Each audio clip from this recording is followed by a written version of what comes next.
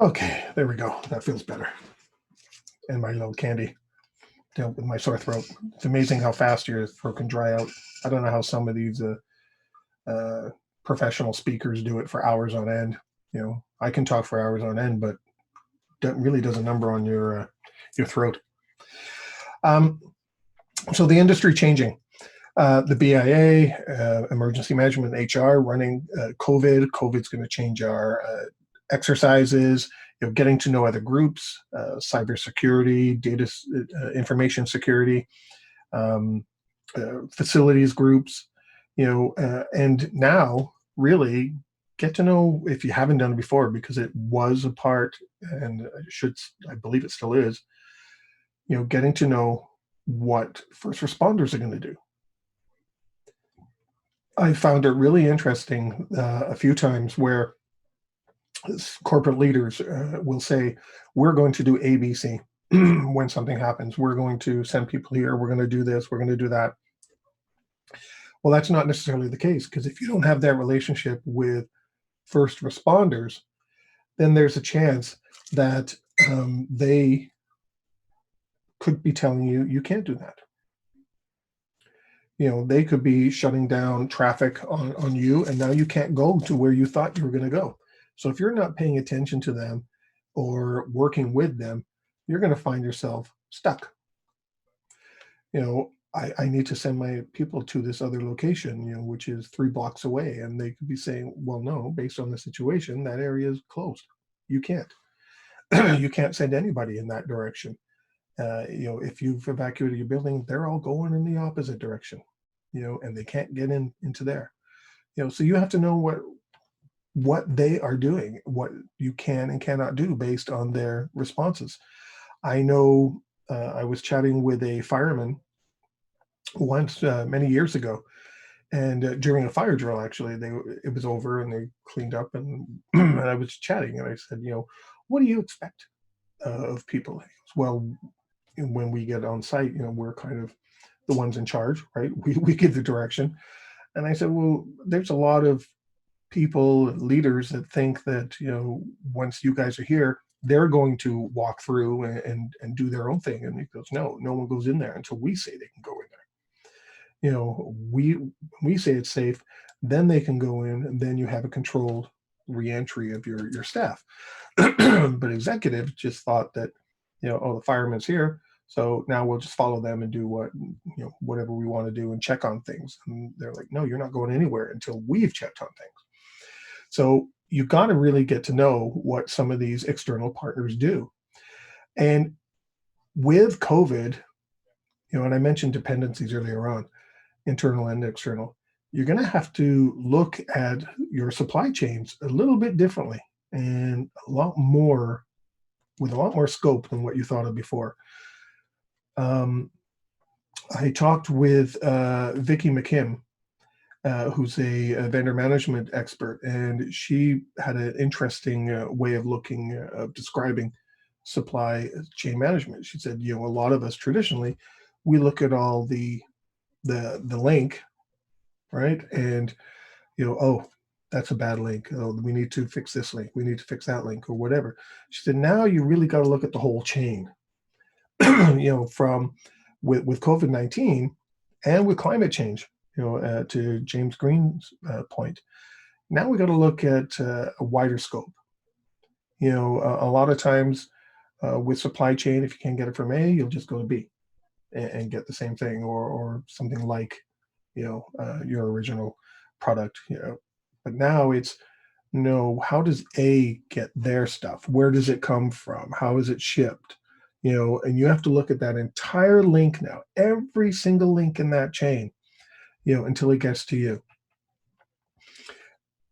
which is a lot more difficult, especially if you are someone who imports a lot of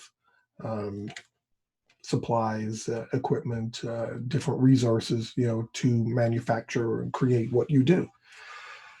That's going to pose a huge challenge for people, that investigation, when really we were looking at, and I think, who was it that said this?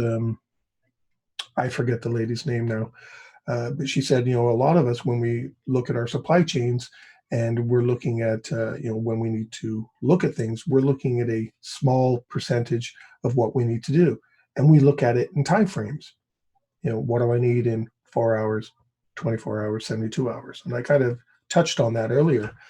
Now we have to look at a lot more, because what happens in one place in the world has an impact on us. And the Fukushima disaster was a perfect example of that, with the a few years back with the earthquake and the tsunami in Japan.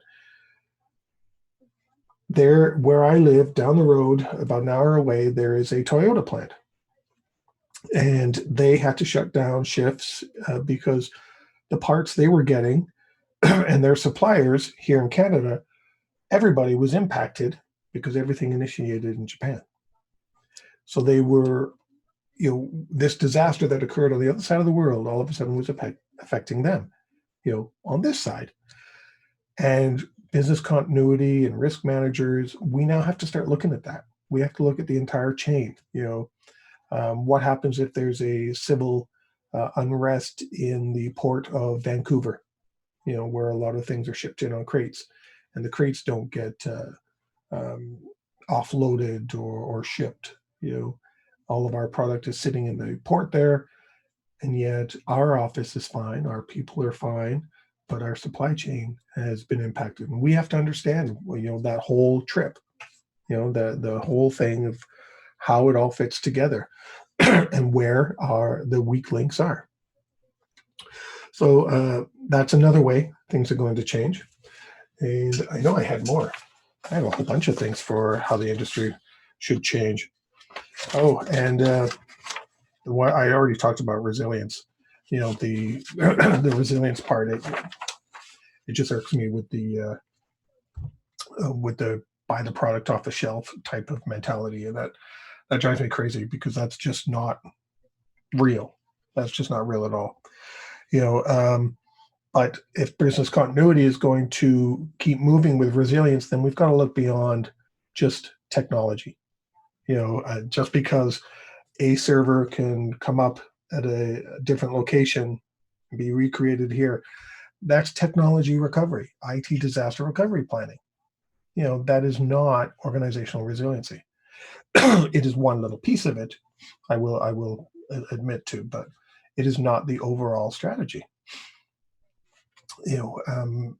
We need the other pieces, where we need leadership that walks the hallways to understand, how things are being dealt with. Talk with people, and find out. We had that situation, in your area. How'd that go?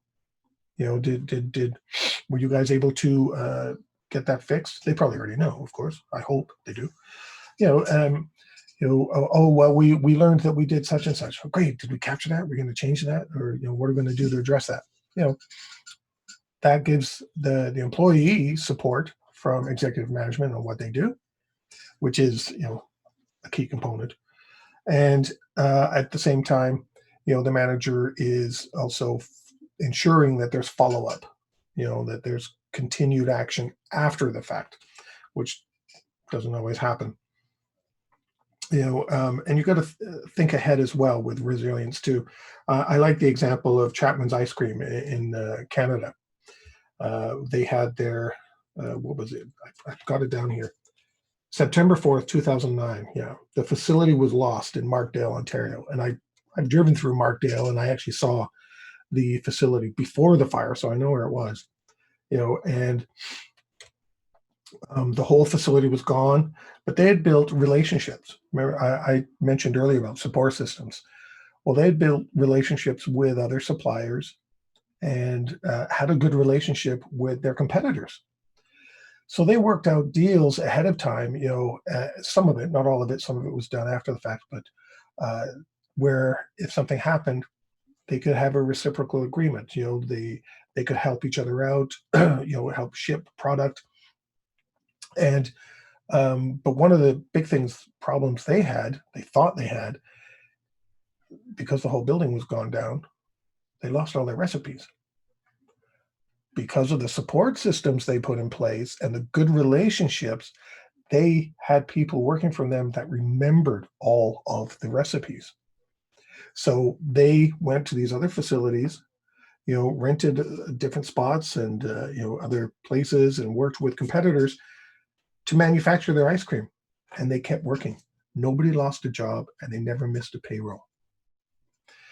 They were forward thinking, and they, with the support they were in, and they even said, they were a large employer in this little town, Markdale, Ontario. They said not for one moment did they ever think that they would leave Markdale, and they knew that how important they were to Markdale. And they said the reason why we're here and still in business is because of the people of Markdale and their employees. That's what organizations need to do with real resilience. Those people were a part of it, and that's something that tends to happen sometimes too. Is organizations don't want to talk about disasters, and that's got to change. That's one of the other things that has to change. Organizations do need to talk about disasters and their risks and the potential of what could happen. I remember, hang on, I'm just going to have another drink of water again. If you like that video, thumbs up. If you didn't like that video, thumbs down. But leave me a message and let me know your thoughts. Of course, don't forget to subscribe. And in the meantime, stay prepared, everybody.